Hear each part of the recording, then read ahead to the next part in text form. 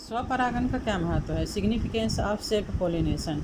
इस प्रकार के पुष्पों में परागण और निषेचन सुनिश्चित होता है और इस प्रकार के परागकण के फलस्वरूप संतान जो है वो दुर्बल होती है। परागकण सेम इसमें वैसे ही बनते हैं जैसे कि मुख्य पौधे में होता है और इनकी संख्या भी कम होती है। अगर मुख्य पौधा का पुष्प दुर्बल है या पौधा दुर्बल है तो इनसे बनने वाले पौधे भी दुर्बल ही होंगे। दूसरा हमारा आता है पर परागन यानी क्रॉस पोलिनेशन। जब एक पुष्प के परागकण दूसरे पौधे के पुष्प के वर्तिकाग्र पर पहुंचते हैं तब उसको पर परागन कहते हैं। तब पर परागन दो प्रकार का होता है, सजात पुष्पी परागन और पर निषेचन। तो सजात पुष्पी परागन में क्या होता है, जब एक पादप के एक पुष्प के परागकण का उसी ही पौधे के दूसरे पुष्प के वर्तिकाग्र तक स्थानांतरण होता है। पौधा एक ही है लेकिन पुष्प अलग अलग हैं, तब वह सजात पुष्पी परागन कहलाता है। सजात पुष्पी परागन लगभग स्वयुग्मन जैसा ही है, क्योंकि इसमें भी परागकण जो है वो उसी पादप के पुष्प का होता है, लेकिन क्रियात्मक रूप से सजात पुष्पी पर परागन है क्योंकि परागकणों के स्थानांतरण के लिए यहाँ पर भी कारक की आवश्यकता होती है। कारक मीन्स बाह्य माध्यम, जैसे कीड़े मकोड़े हैं, पक्षी है, तितली है ना, हवा है, पानी है। इसके द्वारा ही एक पुष्प का परागकण उसी पौधे के दूसरे पुष्प के वर्तिकाग्र तक पहुँच पाते हैं। दूसरा है पर निषेचन। इसमें विभिन्न पादप के परागकण भिन्न भिन्न पादपों के वर्तिकाग्र पर स्थानांतरित होते हैं। जैसे एक पादप के पुष्प का परागकण दूसरे पादप के पुष्प के वर्तिकाग्र तक स्थानांतरित होता है, तब इस प्रकार का जो क्रिया है वह पर निषेचन कहलाता है। इस प्रकार के परागन में हवा, कीट, पानी आदि ये सब कारक, बाह्य कारक जो है वो बहुत ही सक्रिय भूमिका निभाते हैं। इसके बगैर ये परागन नहीं हो पाता है। पर परागन के कारक या अभिकर्मक के बारे में बात करें तो ये दूसरे जो अजीवी या जीवी कारक हैं वो इनके कारक होते हैं और ये एक पौधे के परागकणों को दूसरे पौधे के वर्तिकाग्र तक पहुंचाने में माध्यम का काम करते हैं, साधन का काम करते हैं।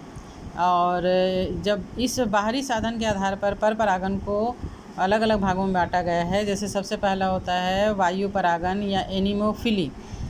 अजीवी परागन में वायु द्वारा परागन सबसे अधिक सामान्य परागन है, क्योंकि हवा के झोंके से जब पुष्प हिलते हैं तो उनके परागकण परागकोश से पृथक होकर दूसरे पौधे के पुष्प तक पहुंच जाते हैं। यहाँ पर वायु के द्वारा होने वाले परागन में इनको पुष्प को आकर्षित होने के लिए या मकर ग्रंथि या सुगंध की आवश्यकता नहीं होती, इसलिए इन सब का इनमें अभाव होता है।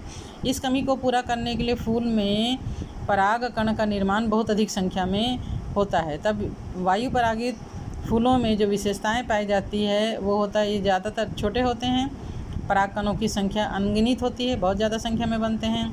वर्तिकाग्र इनका रोएदार, पक्षवत और शाखित होता है ताकि परागकणों को अच्छे से कैच कर सके। और कुछ पौधे जैसे चीड़ में परागकण पंखदार होते हैं, पंख की सहायता से, वायु की सहायता से ये है ना उड़कर वर्तिकाग्र तक पहुंच पाते हैं। पुंकेसरों के पुतंतु लंबे और मुक्तदली अवस्था में चिपके होते हैं, पुष्प भड़कीले नहीं होते। मकर ग्रंथियाँ और सुगंध का भी इसमें अभाव होता है। परागकण हल्के होते हैं और चिपचिपाहट रहित होते हैं ताकि वायु के द्वारा ये वर्तिकाग्र तक पहुंच सके। जैसे यहाँ पर एक दिखाया है, वायु परागित पादप, संघनित पुष्प और स्पष्ट अनावृत केसर को दर्शाते हुए यहाँ पर एक डायग्राम दिखाया गया है। वायु परागित पौधों में चावल, गेहूँ, मक्का, बाँस, ताड़, गन्ना, घास ये सब इसके मुख्य उदाहरण हैं।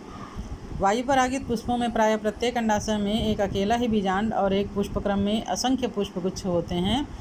और जैसे मक्का के पौधा में करोड़ों परागकण बनते हैं। मक्का के पौधे के शिखर पर नर फूलों का पुष्पगुच्छ होता है जिसको टेसेल कहते हैं, और तने के आधार की ओर मादा फूल बनते हैं जो स्थूल मंजरी या स्पैडिक्स से ढका हुआ होता है। मक्के का जो छिलका हम उतारते हैं वो स्पैडिक्स होता है। अनेक नरम लंबे रेशमी धागे या वर्तिकाएं जो है वो बाहर निकली हुई होती है। ये हवा में स्वतंत्र रूप से लटके रहते हैं। जब परागकोश फटते हैं और परागकण हवा में बिखर जाते हैं तो ये उड़कर मादा फूलों के वर्तिकाग्रों के संपर्क में आते हैं और इस क्रम में ढेर सारे परागकण व्यर्थ भी हो जाते हैं। घास में भी वायु परागन जो है वो कॉमन होता है। आज के लिए बस इतना ही।